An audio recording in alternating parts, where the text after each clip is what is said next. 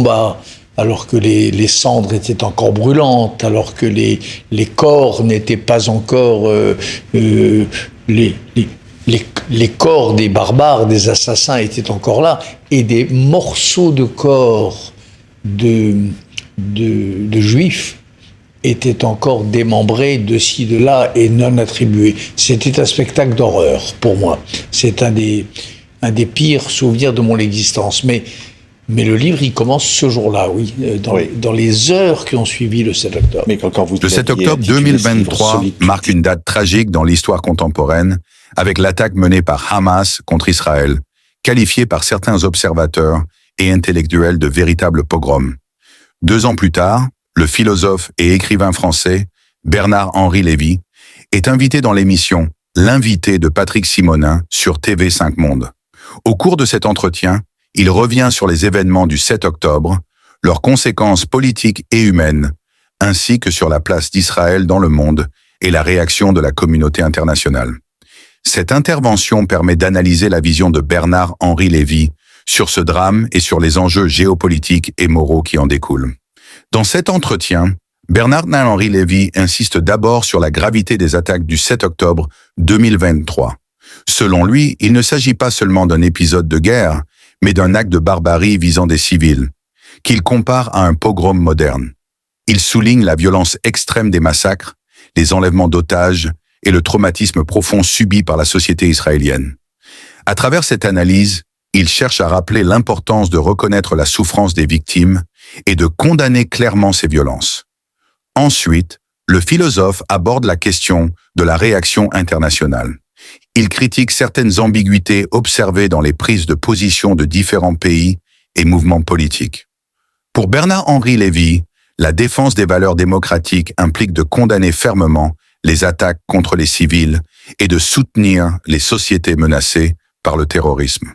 Il insiste également sur le rôle des médias et des intellectuels dans la compréhension et la transmission des faits. Enfin, l'entretien met en lumière les conséquences plus larges de ces événements sur le plan géopolitique et moral. Bernard-Henri Lévy évoque le risque d'une montée de l'antisémitisme dans certaines régions du monde et appelle à la vigilance. Il souligne aussi la nécessité de réfléchir aux conditions d'une paix durable au Moyen-Orient. Vous aviez publié, Bernard-Henri Lévy, Solitude d'Israël chez Grasset, ce livre dans lequel vous le dédiez à l'époque. Vous aviez dressé la liste des otages le jour où vous avez terminé ce livre. Solitude d'Israël. Je l'ai pas dressé, j'avais dédié le livre. Le livre était dédié aux otages et le livre s'ouvrait par cette litanie des noms. Le livre était à eux, il était pour eux. Il a été entrepris le 8 octobre, le lendemain, puisque dès le lendemain du 7 octobre, la première chose que j'avais faite, c'était de me rendre sur place, dans le sud d'Israël, à Sderot, dans les kibboutz Martyr. J'y suis entré tout de suite. Les heures qui ont suivi le 7 octobre, il y avait encore des combats. Vous l'aviez intitulé ce livre Solitude d'Israël. Depuis 2 ans, qu'en est-il finalement de cette compassion ? Les otages ont souvent été oubliés. On a évidemment parlé des massacres commis à Gaza et qui continuent. Mais les otages... Les otages... D'abord, la solitude d'Israël, je ne croyais pas si bien dire. Elle est... Le désert croît, comme disait le poète Hölderlin, le désert croît, la solitude croît, la réprobation d'Israël va grandissant. Dans la communauté internationale, dans l'opinion, il y a quelque chose de très triste là, qui serre le cœur au spectacle de cette solitude. Et quant aux otages, vous savez, tendez un peu l'oreille. Ça me fait de la peine de dire ce que je vais vous dire, mais c'est la vérité. Tendez l'oreille et vous entendrez un grand nombre de nos compatriotes ou de nos frères humains en général qui diront « oui, les otages, on en parle trop ». Oui, certains arrachaient les affiches dans les rues. À l'époque, on arrachait les affiches. Aujourd'hui, ils sont sortis de beaucoup de radars. J'ai l'impression parfois que l'hommage qu'on leur rend, c'est un peu la génuflexion du dévot pressé. C'est une sorte de d'hommage ritualisé, mais qui ne vient pas vraiment du cœur. Non, il y a quelque chose là de terrible. J'ai écrit dans ce livre à l'époque, mais je n'imaginais pas que ça serait aussi vrai.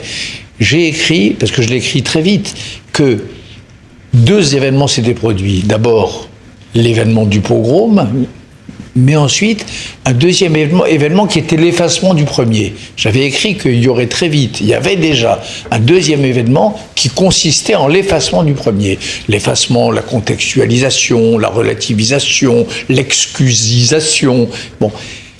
Mais j'avais raison au-delà de ce que j'imaginais, avec l'inversion accusatoire, avec l'idée que Israël commet un génocide et que si Israël est capable de commettre un génocide, alors peut-être que les assassins du 7 octobre sont un peu moins coupables qu'on ne l'imagine. Ils sont des résistants, on l'a entendu également dans la bouche de personnalités politiques.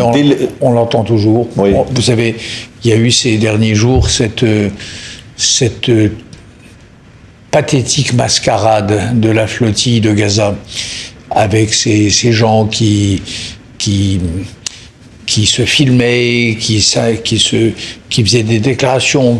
Qu'est-ce qu'ils disaient ça, hein? Résistance, insoumission, libération du peuple palestinien, briser le blocus. Il y a la cause palestinienne qui est salie, qui est outragée, qui est piétinée par des gens qui s'en moquent, en vérité. D'ailleurs, si vous les écoutez, les gens de la flottille, ils parlent d'eux. Ils ne parlent plus des Palestiniens. Quand ils sont sur leur bateau, là, ils ne parlent que d'eux, dans leurs vidéos.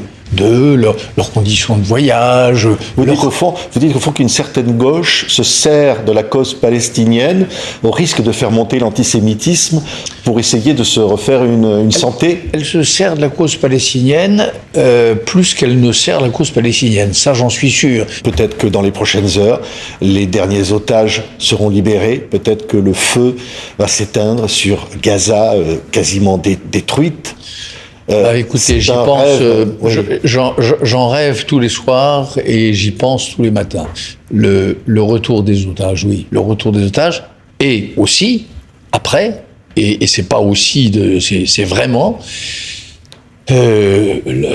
que s'arrête le feu à Gaza, quoi, que ces victimes innocentes palestiniennes, ces civils, ces enfants, que ça aussi ça s'arrête. C'est pas possible.